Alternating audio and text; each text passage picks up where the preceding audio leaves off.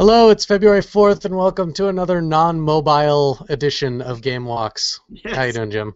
good. It's a sitting GameWalks. Yes, lazy, Sit lazy. and walk. Yes. It's like the Game and Watch. Actually, I was thinking we should talk about handheld games today, so Game and Watch is an interesting segue. Yeah. You said you've been playing a lot of your 3DS, right? Yeah, it's interesting. I always thought of the 3DS, and perhaps this was wrong. I'm starting to think that this was wrong, but I've always thought of it as like a secondary tier gaming system. To me, it's like I'll play the console games, and then, time permitting, I'll play some 3DS stuff. And I'm in a little bit of a lull. I've played a lot of the good games that came out over November, December. I'm like trying to think what I should play, checking out some indie games. Started a new podcast with my friend Jonathan where we play a random Steam game from our shame list every Sunday. So Yeah. And I'm you got playing those lots humble of bundles, and you got all those like humble 5 bundles. games on your Steam list. Yeah, so that's been fun. But then I also decided to start, maybe I should bust out the old 3DS again. It's pretty fun. I got Zelda for Christmas, Link Between Worlds, and binged on it and played it over the whole holiday break. And just started playing Pokemon and Animal Crossing. And, there's a lot that I've been missing on the DS. Yeah, I was a huge DS person. I'd say around like 2006, 2007, the DS was like my number one gaming platform. I swear I played more DS than like PC.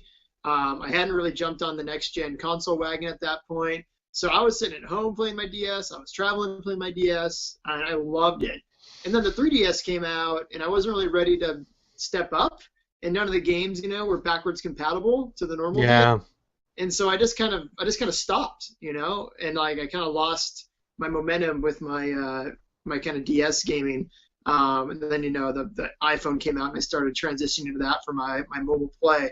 But now I hear everyone talking that like you have to get a 3DS, Jim. Like it is the time to get it, or I'm too late actually. And like there've been great games, so I'm thinking about picking it up. It's kind of interesting that we're picking it up so late because now there's all these great games out for it. So, like, I don't know when the 3DS came out. It's been several years, and there's a whole catalog. If there were one or two great games per year, there's a ton that you can check out right now. Yeah. But if it actually is a golden age and your friends are telling you that you should buy a 3DS, then it's really interesting the news coming out of Nintendo recently. Yeah, because now they're kind of thinking about the other mobile platforms, obviously, Yeah. which I know you and I have debated about. I think we had a good debate about Nintendo, a year ago on GameWalks, talking about should Nintendo move more into putting their games onto other platforms. And I think we had a fiery debate about that. And Now, remind me which side you were on in that starting to debate. Jim's way. They're starting Yeah. to Jim's way. Yeah, Yeah. and just because they're doing it doesn't necessarily mean that it's the right thing to do or that they're happy about doing it. It could just Yeah, be and we'll see business what that realities. actually means. It could just be a companion app or something for all we know. Yeah, they So, also sort of announced that they were getting into more fitness games instead of games, fitness apps rather instead of games. So that'll be really interesting to monitor as well. yeah. Yeah, well, I loved, I like the Wii Fitness, back in the day with the balance board. I had a lot of fun with that stuff too. So, Even Wii um, Sports in a weird way was almost a fitness game because it was like the first yeah, time that games could be, physical and mobile and get you moving. yeah. I was a big Nintendo guy from about 2006 to 2008 or 9, and then I kind of lost momentum with them a And little then you bit. became So part of maybe the problem. we can pick it back up. So. Yeah. Uh, and then on the other side of mobile gaming, we were talking earlier about the current hot thing, which is the Flappy Bird The and Flappy Bird phenomenon. the couple apps that have skyrocketed to the top of the charts. So as best as I can tell, this is one individual who has 3 apps in the top 10 free apps, and he's not a part of a company, it's just a guy. Is that correct? I think so. Yeah, and I even saw today where like he tweeted that he kind of just wants some privacy. He's getting just bombarded with all types of attention and press inquiries, and he's just like, oh my gosh, overwhelming. This is not what I signed up for, like type thing. So Well, this is yeah, definitely a once-in-a-lifetime opportunity. I mean, okay, let's say you were taking a video game development class, you're still a student at USC, and you just release your crappy iPhone game because why not, and you put it on the App Store. I'm not saying that that's this guy's story at all, but just hypothetically in your situation. You release some game, you're not expecting it to get any traffic whatsoever, it's pretty lightweight, doesn't have a ton of strategic depth to it, represents a few hours or days of work on your behalf, and it skyrockets to the top 10 of the top free charts. What do you do in that situation? Yeah, I mean, I think the different people would deal with it in different ways. Some people would take it as like a catapulting opportunity to like build on that and kind of become like a like an indie gem type thing, almost like a nimble bit kind of story. But some people are pretty shy, and they're that's not what they're looking for when they put these games out. They just kind of want a little creative expression or freedom, or it's a little experiment for them. And yeah, they might be kind of afraid of the kind And of fame. there's a third class of people, which is I think the majority of these free apps and quickly developed apps that we see on the App Store, which is people just trying to get rich quick.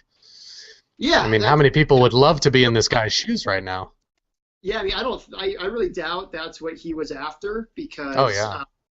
yeah, I mean, it just doesn't, the monetization isn't like, it isn't built into like the games. He has some of the ads going on, but yeah, I can't imagine that's kind of what he was going after.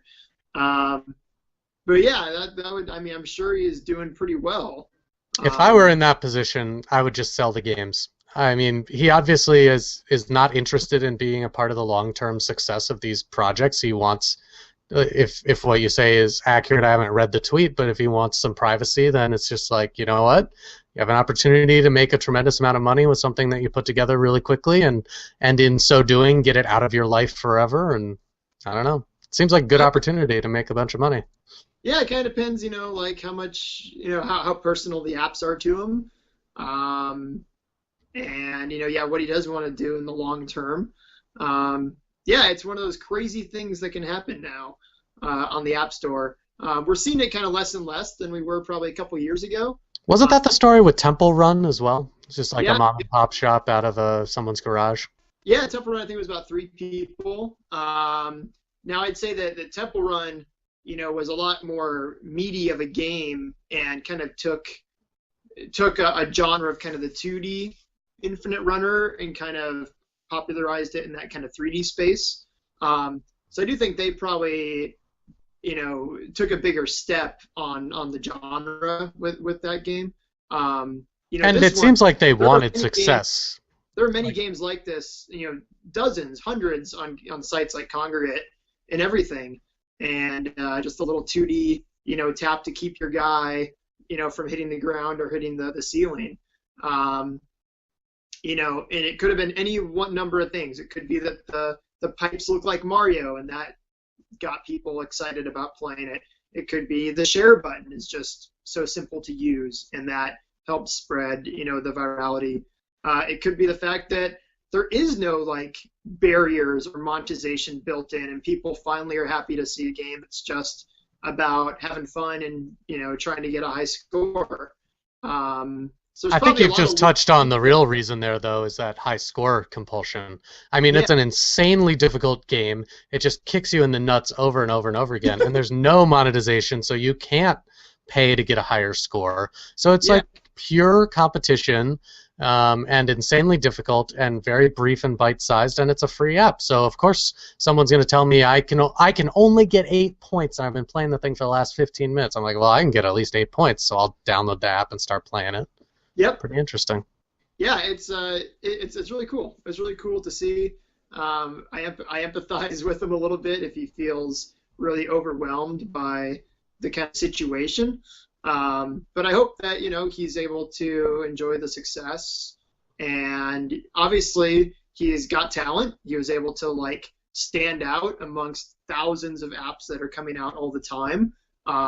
But was it accidental? I mean, does it count as talent if it's accidental in that regard? I mean, the art style, you mentioned it was borrowed from Mario, certain aspects of it. The gameplay, we've seen it 1,000 times. I mean, it all came together, but to me it feels like it came together accidentally.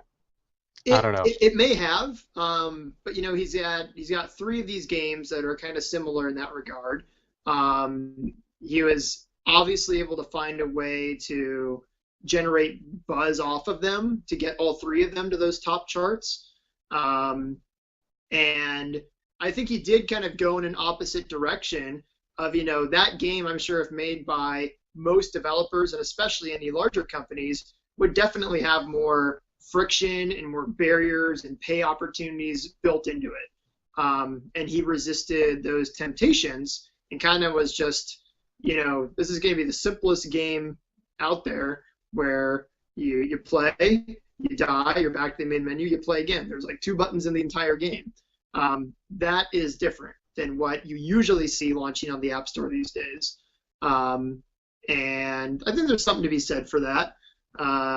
Maybe it's a good reminder for all the people out there trying to make games on their own for profit or as part of these bigger studios that less is more. And these simple mechanics, there's something to it.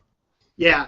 So, I'm curious to kind of see how long they stay in the top charts, especially in kind of the downloaded areas where it almost is like a snowball, and the more you get, the more people download, and the more that word of mouth spreads.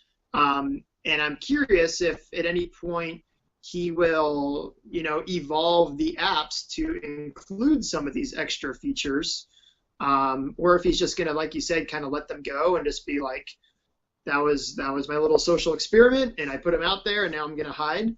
I'm kind of curious where he takes it, because obviously he seems like a pretty kind of shy and private person and doesn't want to be in the limelight. So it's a little bit of a different story compared to some of the people that are looking to be overnight, rock stars.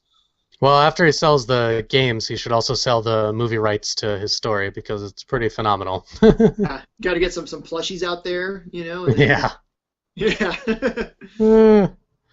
Fun times. Cool. Well, this has been a great discussion. I need to catch up on some of those amazing Kickstarter games that we were talking about, Banner Saga and Broken Age, so that we can discuss those. I stayed up to 5 a.m. on Friday finishing the Banner Saga. Loved it. Had a lot of fun the whole time through. Still think it has some of the most beautiful art that I've seen in recent times. And like I said, we finished Broken Age, and so I am very, very happy so far with my Kickstarter investments. Definitely feel like I'm getting good entertainment value out of those, and I'm very happy those games are getting made. I can't wait for more Banner Saga, because they definitely have room to expand in that universe. And I hope they get to keep the name too, and not get into some crazy legal battle with King.com. Yeah, that's interesting. Well, cool. I think that's going to be my weekend. My Sunday is catching up on all those games. So next week on GameWalks, we should discuss in great detail. Yeah, absolutely. That'd be great. Cool. Well, pleasure chatting with you as always. Yeah, you too. Have a good night. Likewise. Later.